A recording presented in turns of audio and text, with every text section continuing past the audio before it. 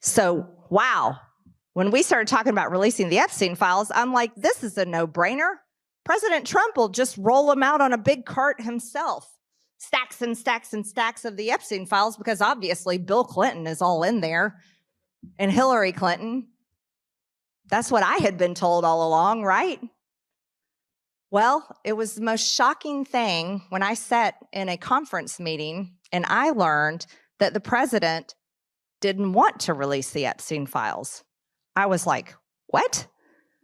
Yeah, come to find out, he was very much against it. So we kept on trying and kept on talking about it. And then the president told Mike Johnson, no, do not bring that resolution to the floor for a vote. He told the Rules Committee, and Johnson told the Rules Committee, no, you will not mark up any bill in the Rules Committee that will allow the Epstein files to be released. And the resistance built and built and built. He told Pam Bondi, don't release the Epstein files. He told everybody, don't release the Epstein files. So we persisted. Because that's what we promised. That's what we campaigned on, transparency and accountability, especially to pedophiles. How is that complicated? So it got to be such a gigantic amount of resistance coming from the president and the speaker and everyone, the DOJ. I said, fine, I'll do the unthinkable. I'll go over there and I'll sign my name on a discharge petition that all the Democrats are signing their name on. Talk about crossing the aisle, me, a general in the MAGA army, crossing over to sign my name with a bunch of Democrats. Yeah, I did. Because women were raped when they were 16 and 14 years old. And he was a convicted pedophile, and we knew there were many with him. So I signed my name on the discharge petition. Oh, did I get my name on the naughty list then? Let me tell you. That became a real issue at the White House. Well, I'll never forget it. I was in my office in the Rayburn building, and I got a phone call from the president. And he was at the White House, and he wanted to talk to me about the discharge petition that I'd signed my name on.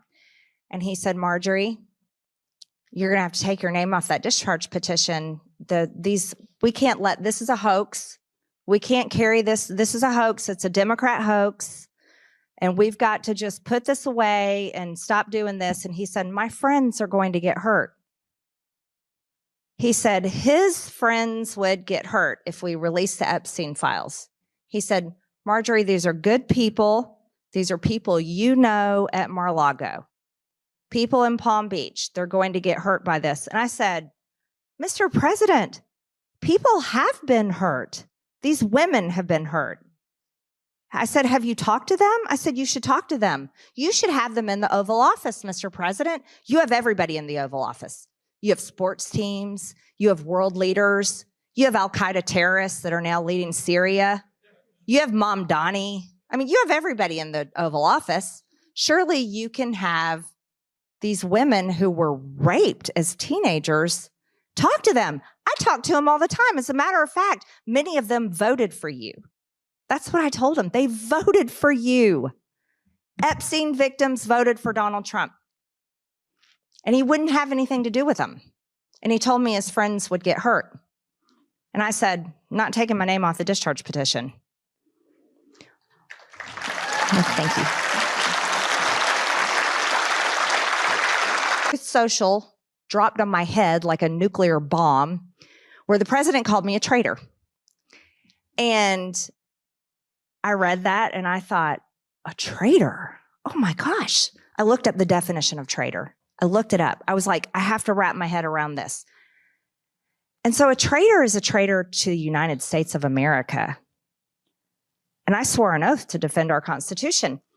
And I really thought about it. I said, he's not talking about what we think of the definition of traitor. He's saying I was a traitor to him. To him. And that's why I was a traitor to him. And that's why he was going to support a primary against me, just like he's doing to Thomas Massey, which is horrific. And I looked at that and I thought to myself, this is a badge of honor. It truly is. And I thought, this is so unbelievable to me. But here's what happened after that. Not a single Republican defended me. Not one that I served with. By the way, I had paid all my dues to the NRCC every Congress and supported all of them and endorsed many of them and donated money to them and helped them get reelected. And I had spent millions of my own dollars campaigning all over the country for President Trump. Think about that. But I was a traitor doing what we promised to do. I was the traitor. But no one defended me, not one person. And I said, oh my goodness, how can I continue to serve under this president and serve in a body of Congress where not a single person is willing to say, Mr. President, Marjorie's not a traitor. She helped you get elected. But then guess what happened? I started getting death threats, and it was about me being called a traitor. It was, you're a traitor. You deserve to die. You're a traitor. We're going to kill you. You're a traitor.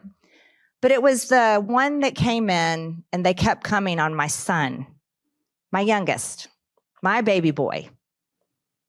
We're going to snuff out his life. We're going to put a bullet in his head. Marjorie Traitor Greene. So I sent those to the president, texted him directly. I also sent them to Susie Wiles and James Blair. And I also sent them to the Vice President, J.D. Vance, Kash Patel. I sent them to all these people. I got no response from Susie Wiles. None. And she's a mother and a grandmother and a woman. I got no response from James Blair because he only cares about making money on campaigns. I did hear from Kash Patel. He said on it, but I haven't heard from him since. I don't know what he's on.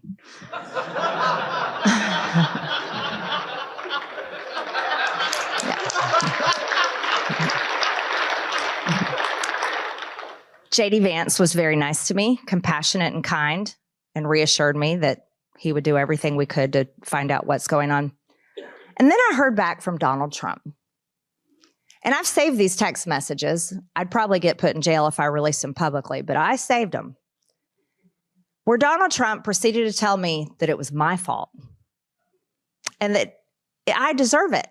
If my son gets killed, I deserve it because I was a traitor to him. That is our President of the United States. That's the man that says MAGA is whatever he wants it to be.